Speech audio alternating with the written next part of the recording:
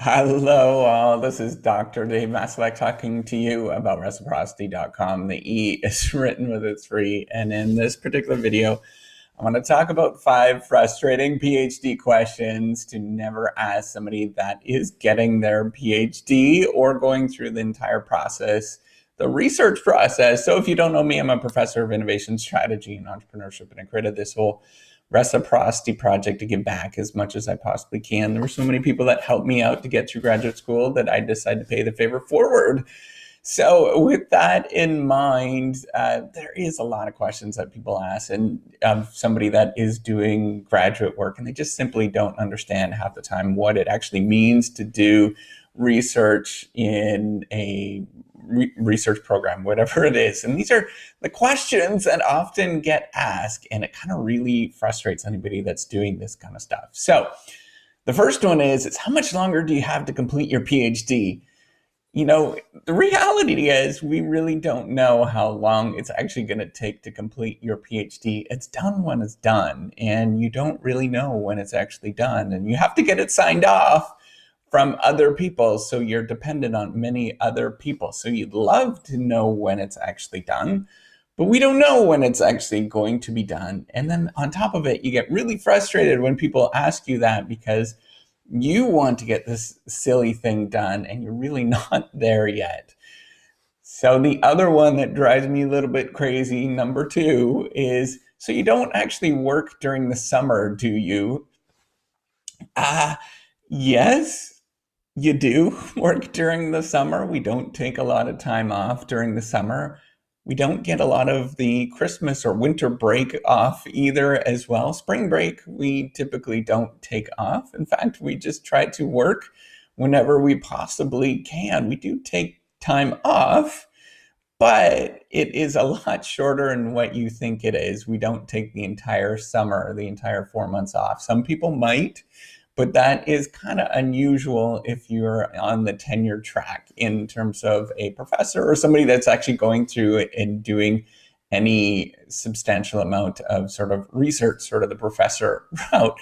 We just don't have time to take an entire summer off. It would be nice, but we just don't. So the other one we get, the number 3, is so you're a teacher, right? Sort of, I guess. We kind of are teachers, and we do have to do some teaching, and we do teach some courses.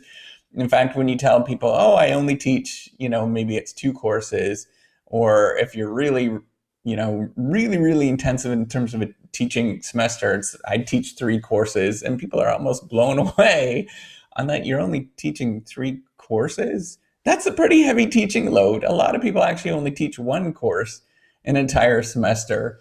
So, with that, they just simply don't understand. A lot of people just simply don't understand that you're spending a lot of your time doing research and focusing on reading and writing and arithmetic, right? That's really, at the end of the day, that's what you're trying to do. So that's really, really frustrating. The other thing that people ask, the number 4 thing, is what exactly do you do all day? I don't even know what I do all day, but really it simply comes down to is people don't understand what you do all day is because they just don't see what the outcomes are. If we were actually building buildings on a regular basis, then you'd see that there was buildings being created. But if you're creating new ideas, it's just simply mashing together words or coming up with some sort of new idea that people just simply won't see. And they might never see what the results are of that particular thing because it could be really obscure and, it might be a really cool idea, but it's just not going to sort of take off in the public arena. So they're never going to see what exactly that is. So we might not be able to actually explain what we do all day. It's not necessarily all that easy to explain what that is. And then the last one that you do get from time to time, particularly depending on who you're talking to, is how come you just simply can't hand in the article that you're working on? Yeah, that would be nice if you wanted to hand in a half-developed piece of junk. that you have been working on. The problem is that you can't just hand things in and just simply keep churning things through, is because your integrity is on the line. You know that there's somebody else on the other side that is reading that thing and giving you feedback on that article. So you can't necessarily just hand in any old thing, because they're going to be really upset. And if you just hand in any old thing, then that other person on the other line might call you out, and then that might actually affect your process, your ability to actually get through the review process, the journal review process in the future.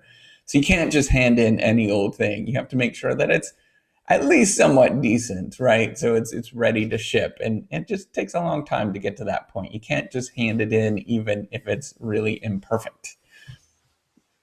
Okay, so those are 5 really frustrating questions that we have to deal with on a regular basis. If you have other ones and you want to add to that, just put some comments below. I'd be really curious to see what these frustrating comments are for you, or frustrating questions are for you. I think it's kind of fun. Maybe, who knows, maybe in the future I'll sort of talk about these in another video. All right, so take care, have a wonderful day, and do give me a thumbs up. I do appreciate it. It's wonderful of you to do that. All right, take care. Bye.